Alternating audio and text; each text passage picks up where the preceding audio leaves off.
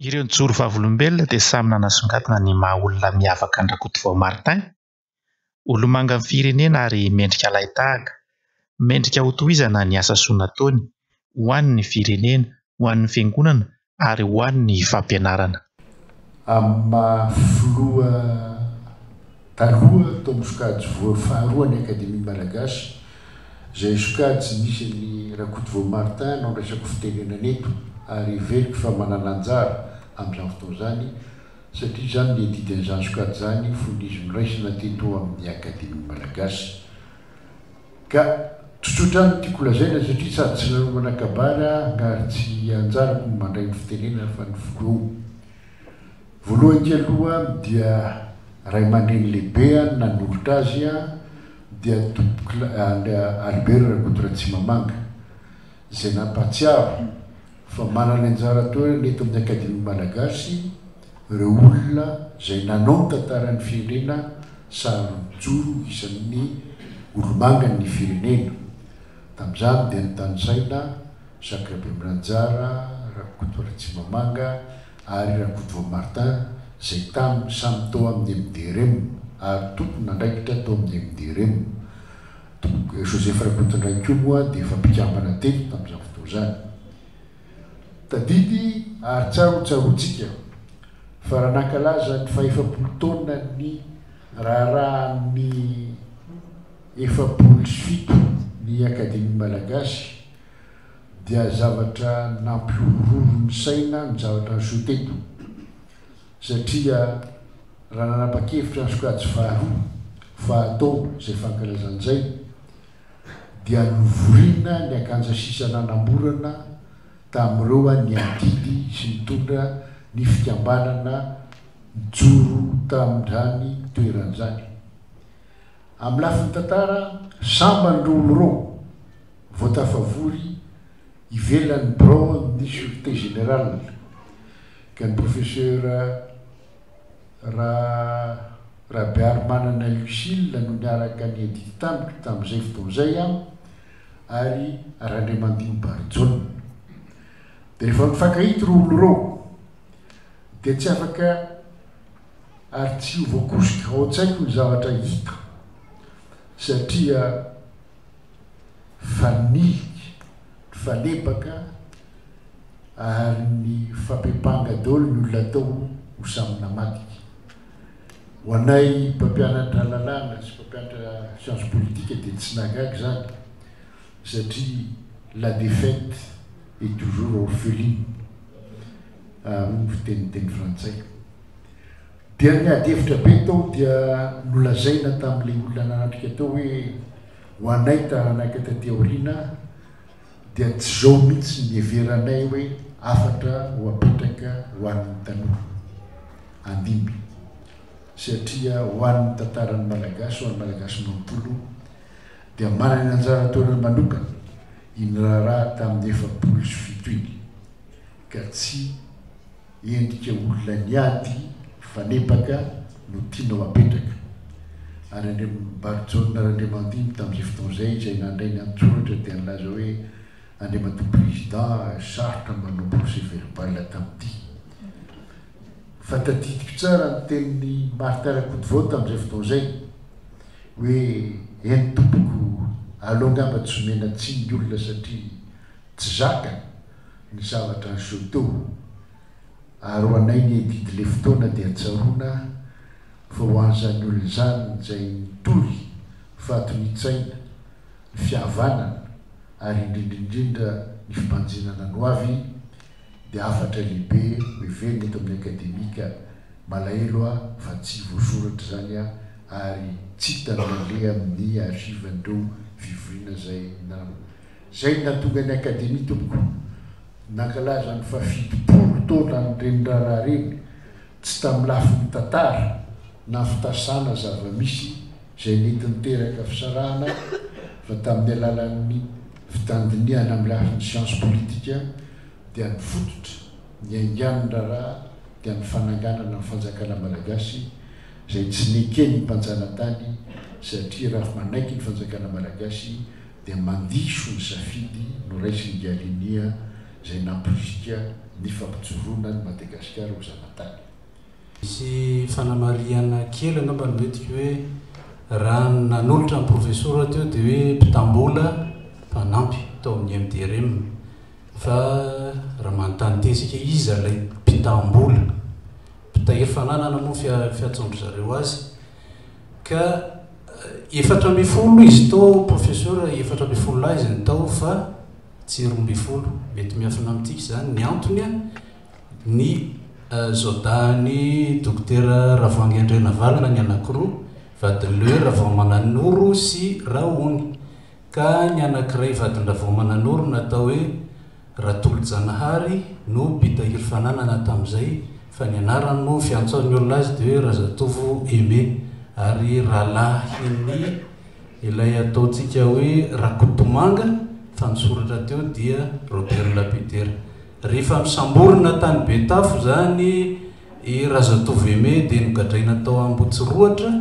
ary rehefa tsy hitan'ny frantsay aizany miafina ny fananana ny MDRM dia nitazomina tao Ambotsiroatra tsy navelany voaka tao izy ka ny zandrila natao hoe Rakotomanga fantatsika amin'ny anarany hoe Robert Lapidera no natorany hoe ato no misy ny fananana fa ny boky sy ny taratasy fa nidorako mba tsy hitan'ny frantsay. Mankasitraka tompo. Tamina amin'ny 20 sy 24 tamin'ny teto amin'ny akademia nisy fankalazana ny 3 taona ny nanamasinina ny eveka malagasy voalohany Monseigneur Jean Marcel dia nivory ny fiamonina hoe ahoana ny fomba mankalazana an'izany dia niaraka avao ny teny hoe ahoana moa no raha isika raha mba manao ozy raha mba makeny amin'ny akademia mampiseho an'izany zavatra zany dia manana tanora sika dia isan'ny voatonotolony teo hoe zany misy elona zavatra hoe mba isan'izany dia tsy afaka andao tandreo sady eo tamin'ny université raha teo dia zay ny voalohany niakaraka teto amin'ny imbany volakely teto amin'ny akademia zany hoe ilay fampianarana hoe zany hoe tsy tonga dia mandeha amondro mianatra tsy kelikely amin'ny asa zay atao ary ako tena nahasoa mihitsy zany satria nanampy anao tokoa hoe mianatra tsy kelikely ny fahaizana ary hatramin'ny université zany dia ny fehiny dia hoe Rakotomanga Martin ananisan'ny androm-penany dia naneno fitiavana ny tanindrazany sy maha-kristianina azy dia ampifaliana no anambarana anareo fa dia ray aman-dreniko tokoa Rakotomanga Martin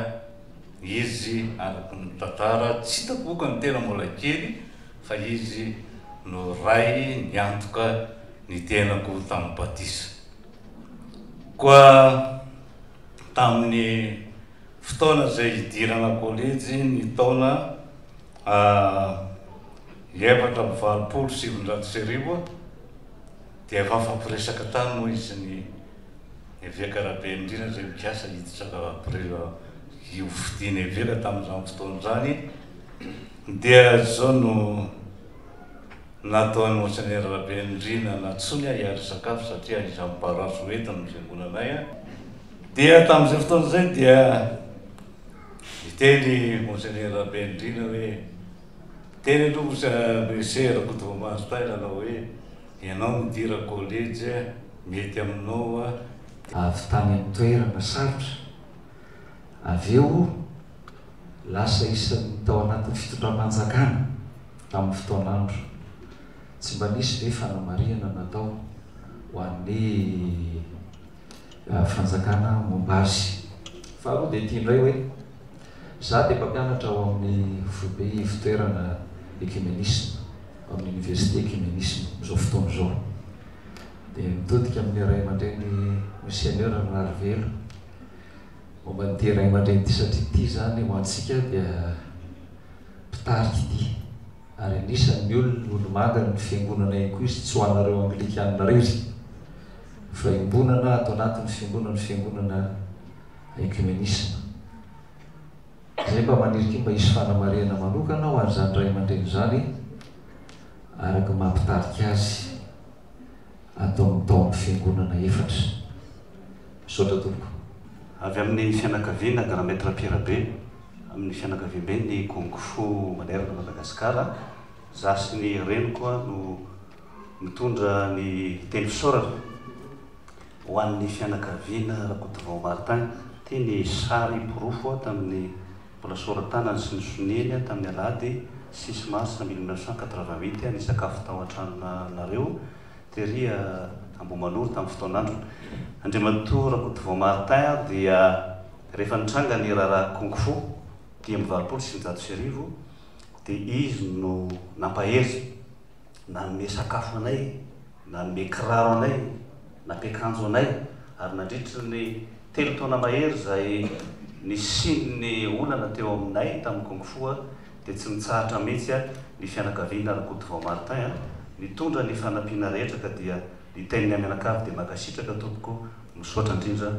ten'Andriamanitra miraso tompoko misoatra betsaka. Joretiny tenako amin'ny sombavambahoaka rehefa naheno ny tantara sy ny tsiary izay nozaraina tamintsika teto dia mahatsapa hoe nisy tokoa ny asina sy ny famendrehana n'izany sombavambahoaka zany teny am-Piandohany ary hitantara treto ny mikasika izany nentina tamintsika teto mikasika ny Rakotovao Martin fa hita amin'ny sary ihany koa ny namany tamin'ireny fotoana ireny. Ankehitriny ny firenena dia tsapantsika fa mila fijoroantsika mpiray-tanindrazana malagasy indrindra fa izay sombavambahoaka izay napetraka amin'ny toerany ka ny tiako tenenina atao kaikato moa ny antenimieram-pirenena dia misaotra ny eto anivon'ny akademia pirenena, misaotra ireo izay nahatsapa fa mila ifampizarana ny tantara ohatr'izao mba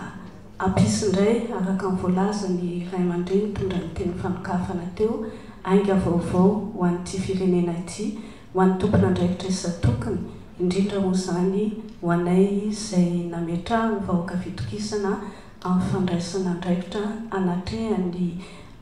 mbola miandry antsika amin'ny fampandrosoana ny firenena. Misaotra tompoko. Move misy karazana boky nasomatan'ny tompokolahy autobiographie anaran'izay nasomatan'ny namany namana-pahaizana tao amin'ny akademia malagasy. Move misy boky milaza ny tantarana ny tompokolahy Rakotovao Martin satria fantatra fa mpanabe izy tia tanindrazana izy mpanabe ary betabe le sotoavina no netiny mandritry ny fiainany. Move misy boky zay raha tsy misy tena fanirianay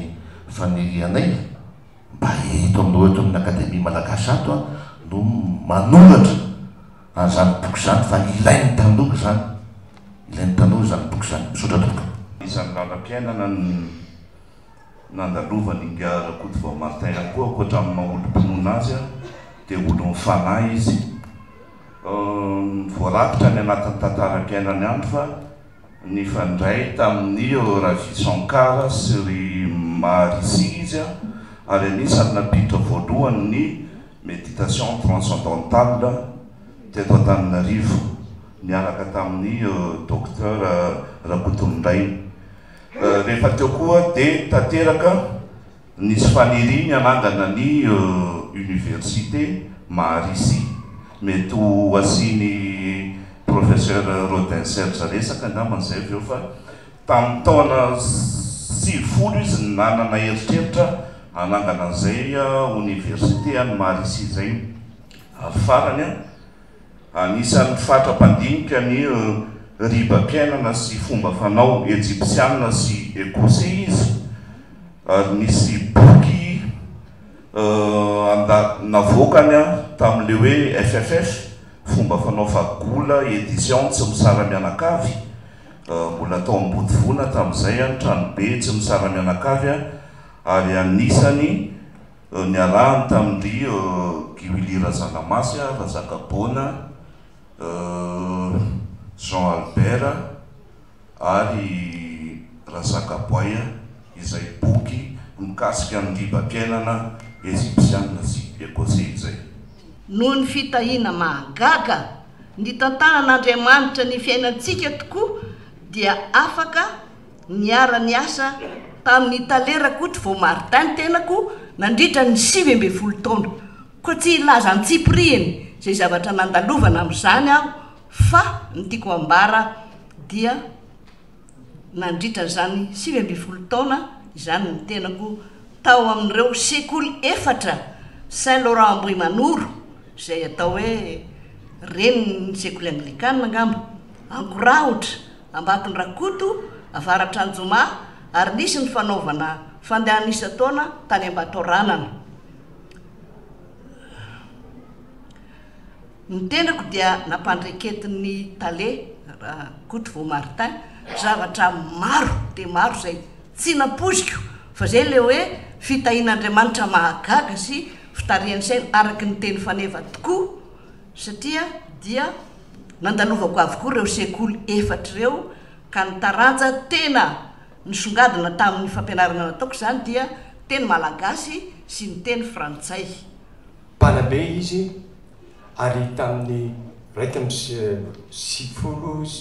sy valonjato sosialy 1989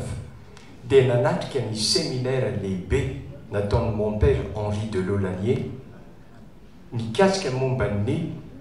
fampandrosoana ny tontolo ambanivohitra tany Mahitsy miaraka tamin'ireo mpanabe anotosehatra ny tontolo ambanivohitra. Ny fanontaniana tiako apetraka dia zao hoe voarakitra ao amin'ny tantara ny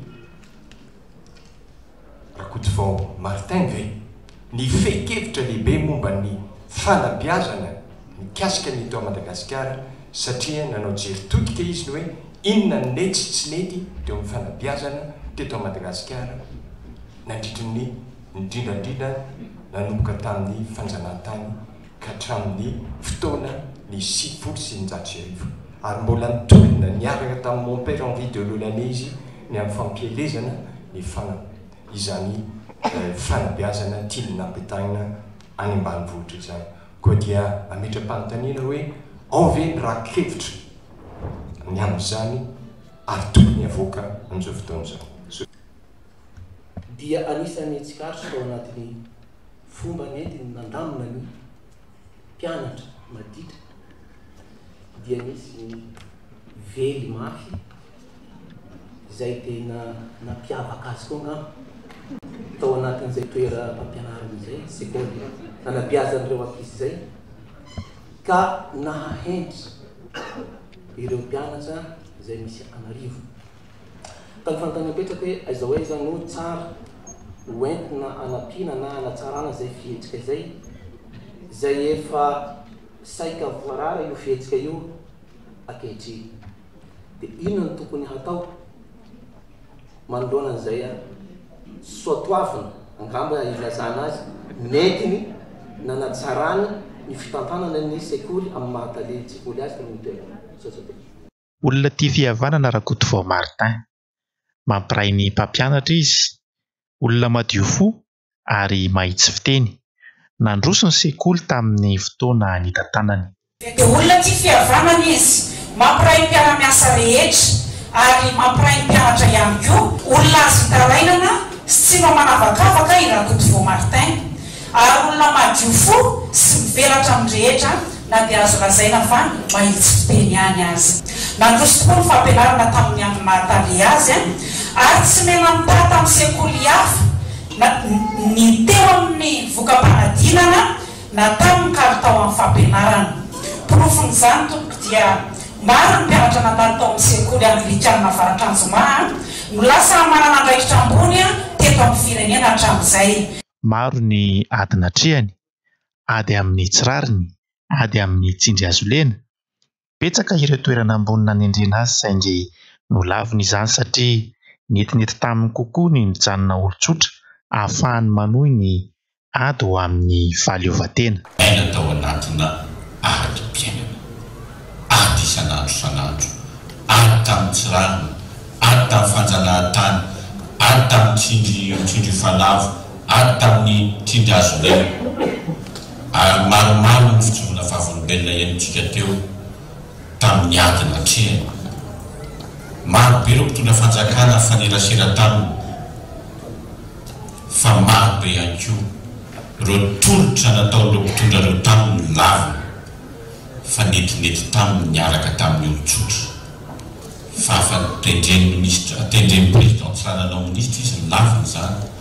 tendreny président ratsiraka ho CSR izy milaviny zany fa alao ny nalabe sy ny taiza sy nampianatra satria any no hitany anafotana amin'ny firenena